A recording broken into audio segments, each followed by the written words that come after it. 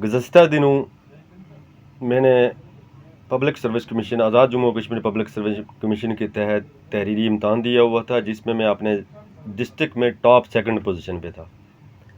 मेरे marks 77 out of 100 थे और मुझसे एक कैंडिडेट आगे थे जिनके 80 मार्क्स थे।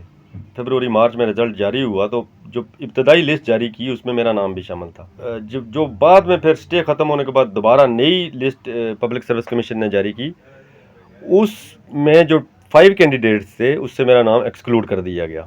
और एक ऐसा कैंडिडेट जिसके मार्क्स तो 78 थे, अलबत्ता वो पिछले 10 माह से गवर्नमेंट पाकिस्तान के अदारा HEC के स्कॉलरशिप पर MPhil करने रूस गया हुआ है।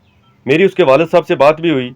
मैंने उनसे कहा कि आपका बेटा आएगा तो नहीं। मैंने महकमा पब्लिक सर्विस कमीशन के एक सीनियर ऑफिसर से उस बंदे के जो कैंडिडेट जो 78 नंबर वाले थे उनके वालिद से पब्लिक सर्विस कमीशन के एक सीनियर मोस्ट ऑफिसर से बात भी करवाई और उन्होंने कहा, कॉल पर बताया उनको कि मेरा बेटा इंटरव्यू ये गवर्नमेंट पाकिस्तान के स्कॉलरशिप और MPhil की डिग्री रशिया से छोड़कर इस मुल्क में ये इस नौकरी के लिए नहीं आएगा, इसलिए आप हमारी तरफ से क्लियर हैं। अगर आपका से इंटरव्यू देकर अगर आप क्लियर करके अगर आपकी जॉब होती है तो इससे हमें खुशी होगी, हमें इससे कोई मसला नहीं है। 375 नंबर वाले बंदों को इंटरव्यू के लिए शामिल कर लिया, लेकिन मुझे ना इंटरव्यू के लिए उन्होंने बुलाया ना लिस्ट में नाम शामिल किया। तमाम staff, directors, public service commission के मेंबरान, जनाब इज़्ज़त माब चेयरमैन साहब public service commission, clerical staff, नायब कासदीन, सबसे मिला और उनको रिक्वेस्ट की कि मेरा नाम इंटरव्यू के लिए शामिल करें, लेकिन वो सब लोग इनकार हो गए कि अब हम इंटरव्यू ले चुके हैं, अब हम तुम्हें नहीं शामिल कर सकते और तुम्हें हम इंटरव्यू नहीं ले सकते। हुकूमत पाकिस्तान,